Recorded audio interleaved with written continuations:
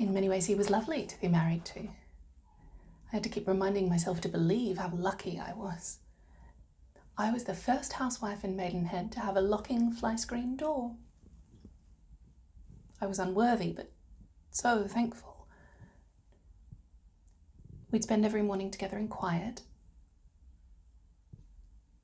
I'd ask him how I should spend my day and who in Maidenhead needed help. He was the pillar of the community, you see. I'd tell him everything, and I always did my best to do what he asked of me.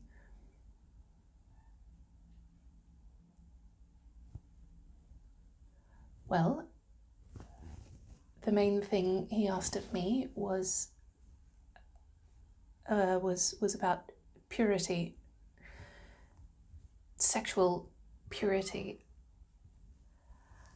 Your Honour, do we really need to go into this?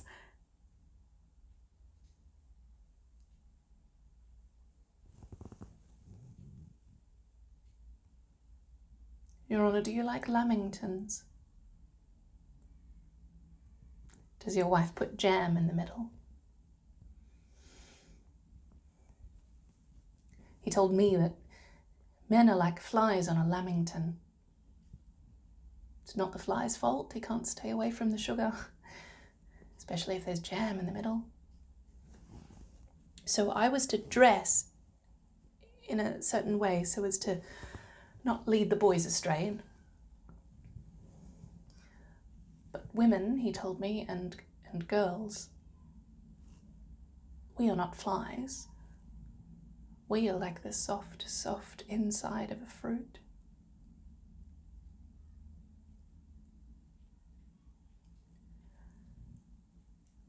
He'd requested community dinners twice a week. I cooked, of course. I am a decent woman. As an act of charity, we invited our neighbour Maria, recently arrived off the boat. And she taught me how to make agnolotti from scratch. I'd stand in her kitchen while she kneaded the dough, and the sun would light up the puffs of flour in the air. White flour falling on black hair, peach-coloured skin, wine-red lips.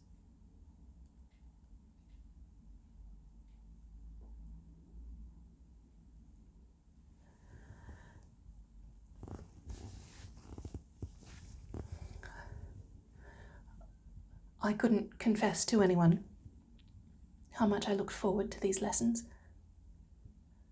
How dare I admit to him what I was thinking? How dare I even think it in the first place? Was I it?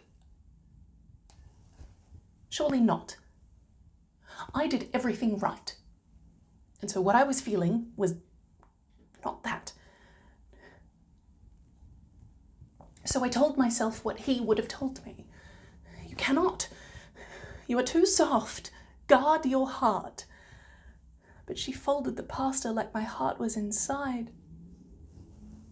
I am like cake, and my heart is like fruit, and my skin is the palest pink strawberry ice cream. No, I was a time bomb waiting to go off. Left to my own devices, I was not to be trusted. So I did exactly what he said. I dressed and spoke and moved the way he told me to. I stopped when he told me to. I was quiet because he told me to. I cooked and I cooked and I cooked. And the safety of that knowledge, he is mine. He protects me. This is the right answer. It held me, and it made up for a lot of things. It really did. It's just that it turned out not to be true. The grounds for divorce are adultery. No one told me that. That doesn't count. Because he's male. And what I want doesn't matter.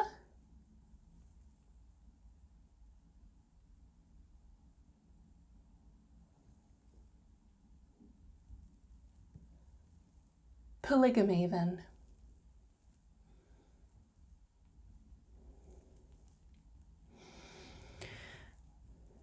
It began with a woman named Thalia. She was my friend. We grew up together. Her parents ran the local milk bar. We'd run there after school and wave at her parents, run through the shop and run upstairs. If we were lucky, we got to grab a box of ice creams out of the shop freezer. We'd run upstairs and we'd play Barbies or some silliness, but then I was told to go home by sunset. I was disappointed. I wanted to stay for tea, maybe, but her mum said she needed to pray and that they weren't even eating tea.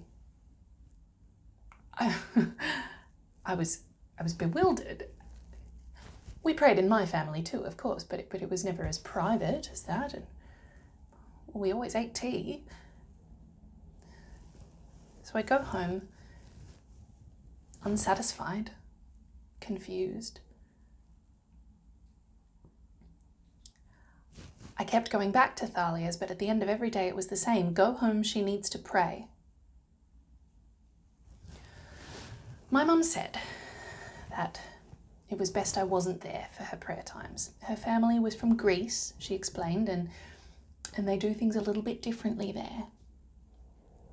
We knew that we were free to pray whenever and however we wanted, with anyone around, it didn't matter. My mum said she was glad we weren't Greek, and I suppose I was too. When Thalia turned 18, her parents sent her back to Greece for a while. She wrote me letters sometimes. She told me she got married while she was there. And then she said she was coming back to visit Maidenhead. On the day she arrived, I run through the milk bar, wave at her parents, run upstairs, and Thalia's there, and she looked so beautiful and so tanned, and I'm so happy to see her. We hug for ages, even though I can hear his voice in my ear, "You're too soft, like fruit." Anyway, her mum comes upstairs and interrupts us, maybe a good thing, and she's brought us a box of ice creams out of the shop freezer, just like when we were kids. She goes back downstairs and Thalia starts looking in the box, can't decide what she wants.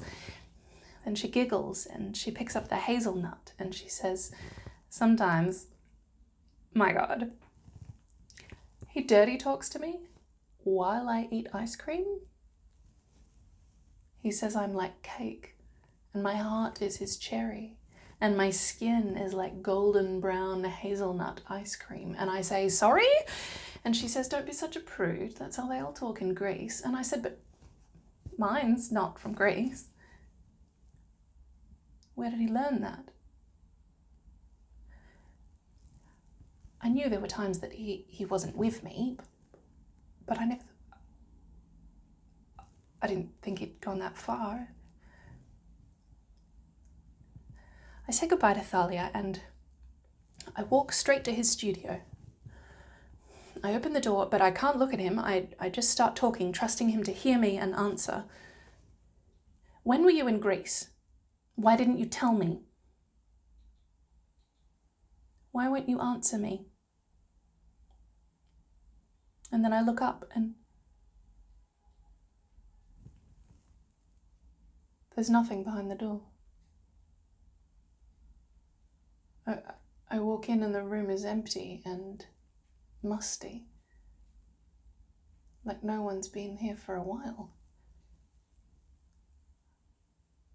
There are so many nights I just thought he was... It never occurred to me that maybe he wasn't even there. But I can hear something. There's something on the desk or behind the walls that... I start turning things over on his desk and scratching at the wallpaper. How far must I go to look for him? I keep peeling and scratching and entire strips of wallpaper start coming off in my hands. I keep going and the walls start coming down around me and my house is beginning to collapse. I panic and I run all the way back to Thalia's, even though I know it's probably her prayer time or something right now. And But right before I can go inside, I'm stopped short because I can see her in the upstairs window. She's saying things to someone. She's making sounds I've never heard before. She's moving. This isn't how she prays, is it? It's disgusting. And there it is. I would recognize that anywhere. It's him. With her.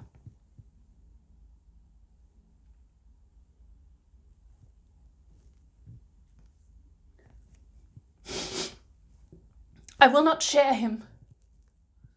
He is mine.